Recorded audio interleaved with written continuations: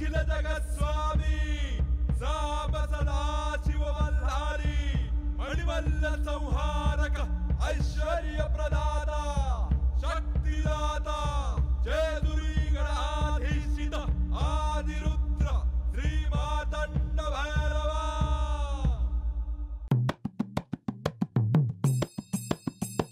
जय देवा जय देवा जय देवा जय देवा जय देवा जय शिव मातंडा।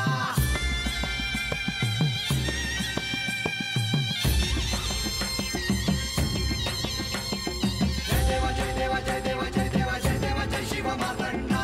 हरिवर्धन मल्हारी तुझी प्रचंडा। अगडतून नगारा सोन्याची जेजुरी देव गेले जेजुरा निळा घोडा। अगडतून नगारा सोन्याची जेजुरी देव गेले जेजुरा निळा घोडा। पाऊ में तोडा कमरी कर पटा बिहिर मस्तकी तुरा। खोबऱ्याचा कुटका भंडाऱ्याचा भडका बोल अहंकारा सदानंदाचा येळकोट सदानंदाचा येळकोट। जय देवा जय देवा जय देवा जय देवा जय देवा जय शिव मातंडा।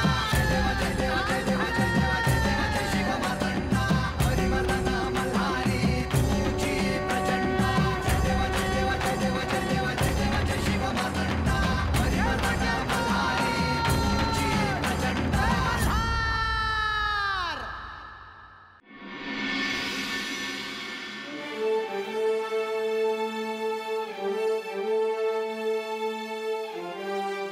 देवा, मला असं वाटतंय की नारद मुनींना कोणती तरी समस्या त्रास देते आहे।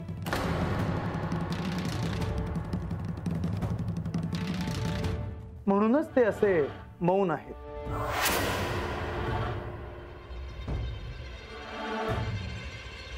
मुनिवर, तुम्ही पुन्हा आख्यानाला प्रारंभ करा।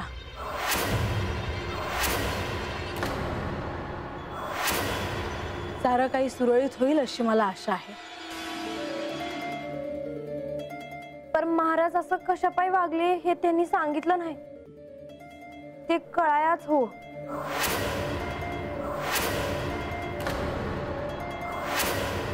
देवा, मला असं वाटतंय की मी मुनिवरांशी जाऊन बोलतो आणि जी काही समस्या आहे त्याचं निवारण करतो।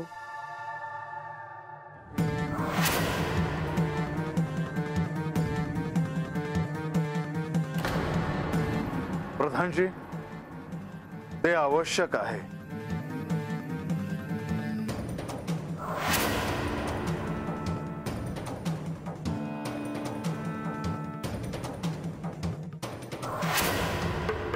चला मुनिवर, तुमच्या समस्येबद्दल बोलूया।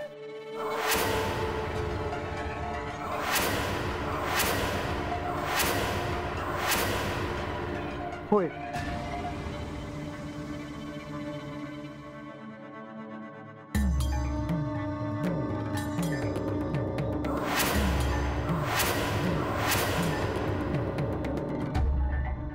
समुद्र मंथनाच्या आख्यानात पुढे काय होणार आहे याची उत्कंठा सर्वांनाच आहे। परंतु आख्यानात आज जे काही घडले ते कळल्याशिवाय आख्यानाला पुन्हा प्रारंभ होणार नाही।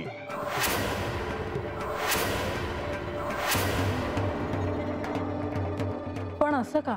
कारण हे आख्यान नारद मुनींकडून कळणं अत्यंत आवश्यक आहे। ते त्यांनीच सांगायला हवं। तेव्हा त्याआधी नारद मुनी संभ्रमात का आहेत हे कळणे आवश्यक आहे। मला खात्री आहे की नारद मुनींना ह्यांच्याशी बोलून त्यांच्या मनात काय चाललं आहे हे ह्यांना सांगून नक्कीच समाधान मिळेल।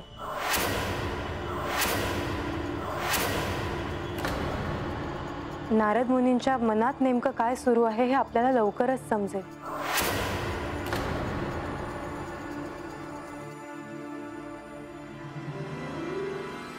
जोवर नारद मुनी पुन्हा येत नाही तोवर हे आख्यान होणार नाही. मी राजवाड्यातच आहे आणि नारद मुनी जेव्हा येतील तेव्हा मी पुन्हा येईन. जशी तुझी इच्छा. परंतु म्हाळसा, नारद मुनींच्या आज वागण्याचे तुला आश्चर्य वाटले नाही? आलेच मी.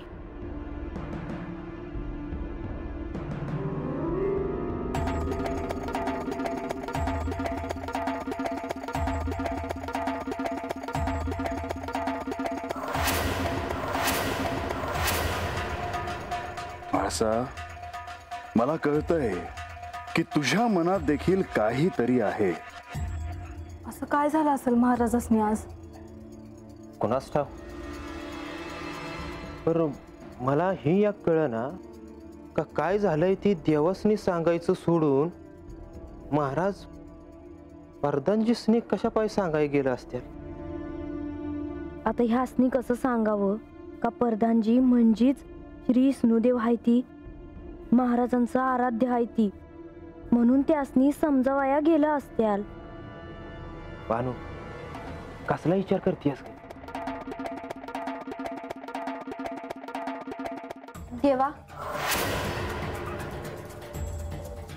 माझ्या पायी आख्यान थांबलं. लई विपरीत झालं बघा. माझ्याकडनं चूक झाली. पर मला काय बाय कळलं नाही म्हणून मी विचारलं नुसतं बस. बानू, ह्या तुझी काहीच चूक नाही.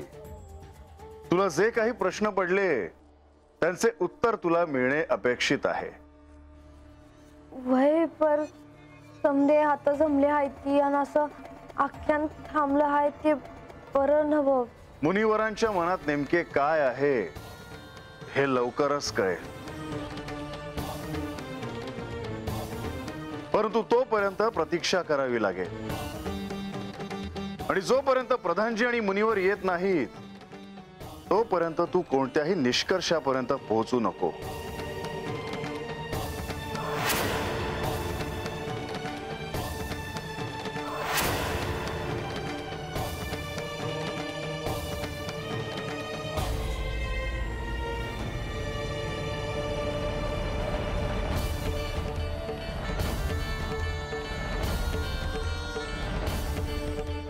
मुनिवर, हे सगळं काय चाललंय? आख्यान सुरू असताना तुम्ही असे आधी कधीच वागला नाही. काय कारण आहे? नारायण नारायण. सांगा मुनिवर. आख्यान थांबवून तेवढ्यासाठीच मी तुम्हाला बाहेर घेऊन आलो आहे. प्रभू, कसे सांगू? मुनिवर, सगळे आपली प्रतीक्षा करताय. हे योग्य नव्हे. लवकर सांगा काय झालंय ते. प्रभू, मी सांगतो, परंतु आपण माझ्यावर रागावू नये. मुनिवर, सांगा. प्रभू, आख्यानात बानूने एखादी शंका विचारली तर मी तिच्याकडे लक्ष देऊ नये आणि तिच्या कोणत्याही शंकेचे समाधान करू नये असा श्री म्हाळसा देवींनी मला आदेश दिला आहे. मुनिवर, हे तुम्ही काय बोलताय? असत्य बोलू नका. प्रभू, मी सत्य बोलतो आहे. परंतु तुम्ही हे सगळं मला तरी विश्वासात घेऊन सांगायला हवं होतं. मी हे कोणालाही सांगू नये असा देवींनी आदेश दिला आहे प्रभू. परंतु तुम्ही हे सगळं मान्य का केलं? माझ्याकडे दुसरा पर्याय होता का प्रभू? मुनिवर, तुम्ही चुकला आहात. तुमच्याकडून हे अपेक्षित नव्हतं. काहीही झालं तरी हे आख्यान श्री खंडेरायांसमोर सुरू आहे ह्याचं भान ठेवा. प्रभू, असे शब्दांचे फटके ओढू नका. मुनिवर, बाणाई तुमची शिष्य आहे ना? हा गुरुचा धर्म आहे. क्षमा असावी प्रभू. तुम्ही अशा प्रसंगात देवींना शब्द द्यायला नको होता. जे झालं असतं त्याला सामोरं जायला हवं होतं. मी त्यातून तुम्हाला सोडवलं असतं. की माझ्यावरही विश्वास नाही राहिला तुमचा? असे म्हणू नका प्रभू. माझ्याकडून जो अपराध घडला आहे त्याचे प्रायश्चित्त घ्यायला मी तयार आहे. त्याआधी जे काही घडलं आहे ते तिथे येऊन सगळ्यांना सांगा. श्री म्हाळसादेवींसमोर? होय. नारायण नारायण, हे कार्य कठीण आहे प्रभू. तरीही ते आता तुम्हाला करायचंय. चला. परंतु मी काय म्हणतो प्रभू, जे काही म्हणायचंय ना ते तिथे म्हणा. नारायण नारायण. म्हाळसा म्हाळसा म्हाळसा म्हाळसा म्हाळसा म्हाळसा, किती हाका मारायच्या तुला? आणि अशी तरा निघून का आलीस? मग मी काय करणार होते तिथे थांबून? आत्ता आख्यानात काय घडलं ठाऊक आहे ना? तू तिथे असायला हवं. आम्हाला वाटलं तूच नारद मुनींना विचारशील. पण तू त्यांना काही न विचारता तडक तिथून निघून आलीस. हो, कारण ते काय म्हणणार होते हे मला ठाऊक होते. कारण असं करायला मीच त्यांना सांगितलं होतं. म्हाळसा, हे उचित नव्हे. तू त्यांना असं का सांगितलंस? प्रधानजी आणि लक्ष्मीदेवींबद्दल तिला नक्कीच काहीतरी ठाऊक आहे याची मला खात्री आहे. पण केवळ हीच गोष्ट नाही तर अशा अनेक गोष्टी तिला ठाऊक असतील. जर तुझ्या मनात हाच विचार असेल तर तू योग्य तेच केलंस. आणि असं केल्याने त्या बानूच्या मनात काय आहे हे सर्वांसमक्ष तरी येईल. हो. अहो, हे काय बोलताय आपण? आणि म्हाळसा, तू देखील? अगं, तुम्हा दोघींमध्ये कुठलीही चढाओढ लागलेली नाहीये. कुठली स्पर्धा नव्हे ही. ही आधी स्पर्धा नव्हती बाबा, पण ही आता जणू स्पर्धाच आहे. मला देखील बघायचे आहे की स्वतःच्या मूळरूपाचे स्मरण आता आधी कोणाला होते. आणि मला खात्री आहे की ती मीच असेन. पण म्हणून तू नारद मुनींना असं करायला सांगणं बरोबर नव्हे म्हाळसा. कारण ते बानूचे गुरु देखील आहेत. पण ते प्रधानजींशी काय बोलत असतील हे मात्र कळत नाही. मुळात प्रधानजी त्यांच्याशी काय बोलत असतील?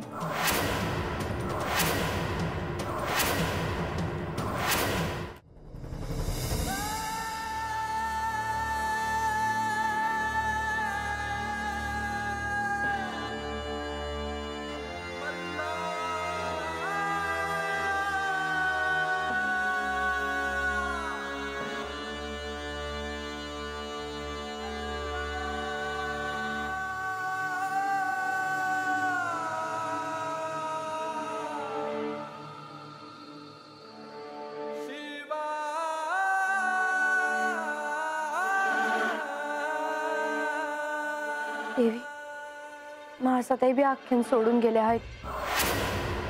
समदे आता आख्याना पायी खोळंबला आहे ती. म्या उगा बोलले हे समज. तू अपराधी वाटून घेऊ नकोस बानू. ह्यात तुझी काहीच चूक नाही. जे घडलं त्याचं स्पष्टीकरण मिळावं म्हणून हे सारं घडतं आहे. होय, पण हे समज होईल असं नव्हतं ठाव मला. आणि कोणी किती बी नाही म्हणलं तर हे समज माझ्या पायीच झालं आहे. म्या मनातच ठेवाय हवं होतं. आणि मग मन कोणाजवळ मोकळं केलं असतंस? एक लक्षात ठेव बानू, ह्या साऱ्यात तू केवळ एक निमित्त मात्र आहे.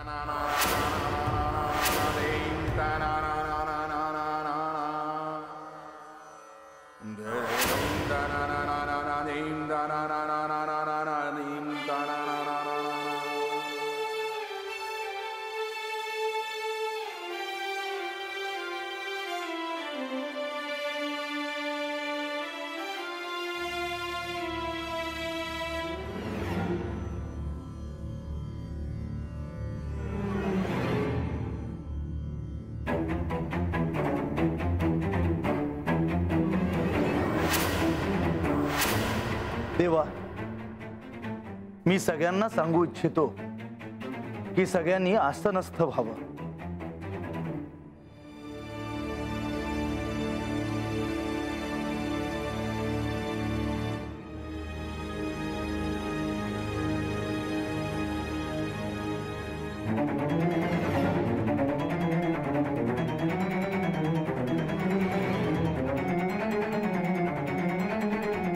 देवा, आज आख्यानमध्येच थांबवावं लागलं. आज आख्यानात जे काही घडलंय ते सगळ्यांनाच ठाऊक आहे. परंतु हे का घडलंय ह्याबद्दल नारद मुनींशी माझं बोलणं झालंय.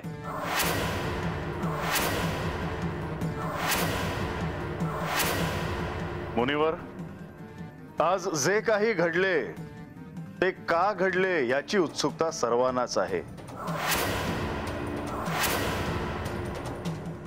तेव्हा ते का घडले हे तुम्ही सर्वांना सांगावे. होय देवा. मुनिवर, कोणताही संदेह मनात न ठेवता बोला. होय प्रभू.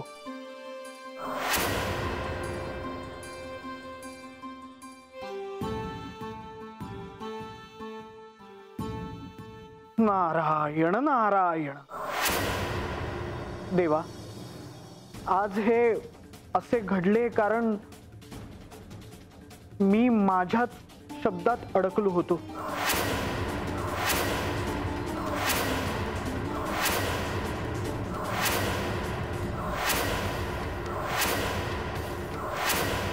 मुनिवर, तुमच्या शब्दात म्हणजे? होय देवा, मी तसा शब्द दिला होता श्री म्हाळसा देवींना.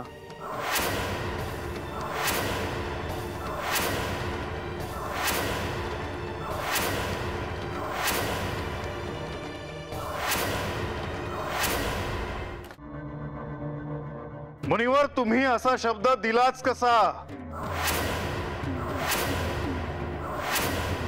मुनिवर बोला. कारण मीच त्यांना तसं सांगितलं होतं. असा? या क्षणी हे करणं मला आवश्यक वाटलं. म्हाळसाताई, तुम्ही या जेजुरीचा सम्राज्ञी हायसा. तुम्ही सम्राज्ञी हायसा म्हणून तुम्ही जे सांगाल ते समद करते. पर जसं हे आख्यान तुमच्यासाठी आहे तसंच ते माझ्यासाठी बी आहे. जसं ह्या आख्यानामध्ये जे घडलं आहे हे ऐकल्यावर तुम्हासनी तुम्ही कोण हायसा हे कळणार आहे, तसंच मला बी काय बाय कळणार आहे.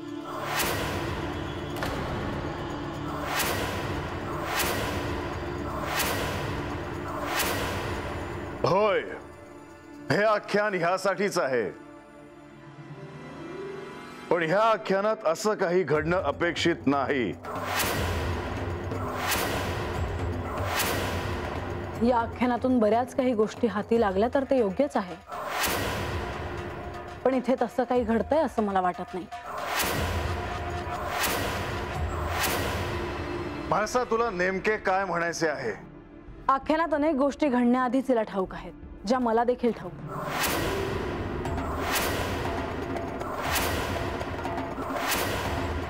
पण याआधी बानूचे गुरु म्हणून नारद मुनींचे सहाय्य तिला लाभले आहे. होय, पण त्यांनी मला म्या कोण आहे हे नाही सांगितलं. ते अगदी स्पष्टपणे सांगणारही नाही याची मला खात्री आहे. पण माझ्यापासून अनेक गोष्टी लपवल्या गेल्या.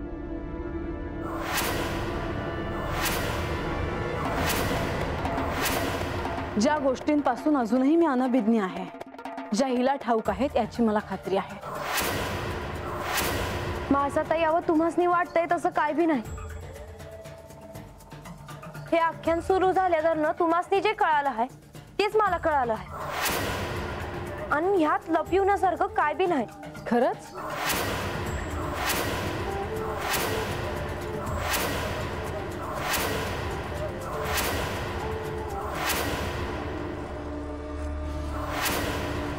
होय, मग आज काय तो सोक्षमोक्ष लागूच दे.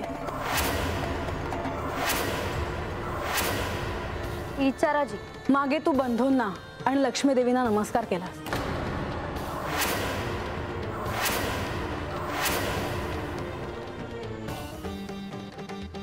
तेव्हा मला असं वाटलं की ते माझे बंधू आहेत तसे तुझे देखील बंधू आहेत. बंधू म्हणून त्यांच्यावर तुझे दायित्व आहे म्हणून तू नमस्कार केला असेल.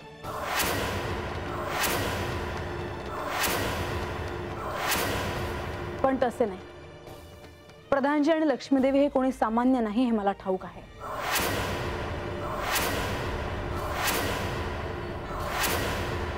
आणि तसे मला संकेत देखील मिळाले आहेत आणि मला यांनी देखील तसे सांगितले आहे.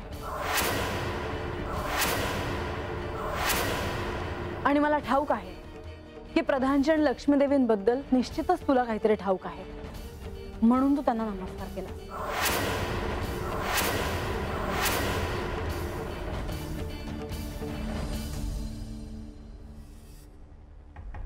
मग आता सांगच, प्रधानजी आणि लक्ष्मीदेवींना तू का नमस्कार केला? असं काय ठाऊक आहे तुला त्यांच्याबद्दल?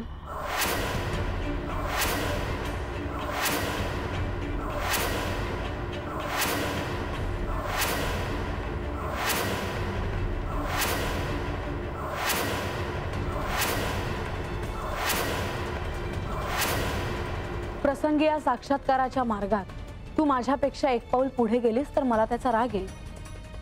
पण प्रधानजी आणि लक्ष्मीदेवींबद्दल मला सत्य कळले आहे याचा आनंद देखील. आणि त्या आनंदात मी माझा राग विसरून जाईन. आता तूच सांग,